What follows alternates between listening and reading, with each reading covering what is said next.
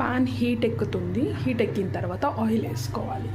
ఇప్పుడు pan heat ఎక్కింది, oil వేసుకోవాలి. ఆయిల్ హీట్ ఎక్కింది. ఇప్పుడు 1/2 table spoon mustard seeds, 1/2 table spoon జీలకర్ర వేసుకోవాలి. చిట్లిన తర్వాత ఉల్లిగడ్డలు వేసుకోవాలి. ఇప్పుడు కట్ చేసుకున్న ఉల్లిగడ్డల ముక్కలు వేసుకోవాలి. ఇప్పుడు ముక్కల్ని లైట్గా కలబెట్టుకుంటూ ఉండాలి. ఇప్పుడు కడిగి ఉంచుకున్న కరివేపాకు రెబ్బ ఒకటి వేసుకోవాలి.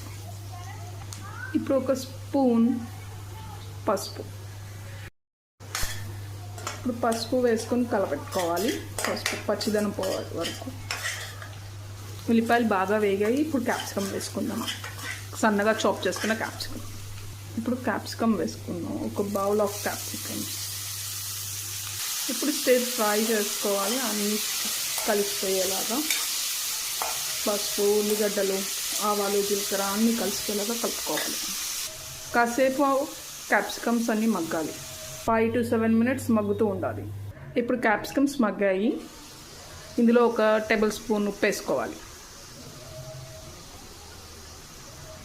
ఉప్పు వేసుకున్నాం కదా, కలపెట్టుకోవాలి బాగా ఉప్పు పట్టే వరకు. ఇప్పుడు అన్ని ముక్కలు వేగాయి. 1 స్పూన్ కారం వేసుకోవాలి.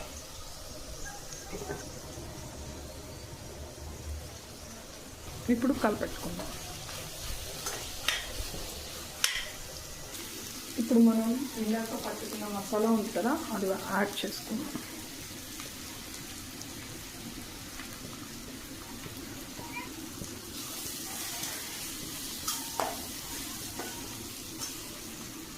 ఇది ఇప్పుడు బాగా కుక్ అయిపోయింది. మనం ఆఫ్ చేసుకొని రైస్లోకి సర్వ్ చేసుకుంటే చాలా బాగుంటుంది.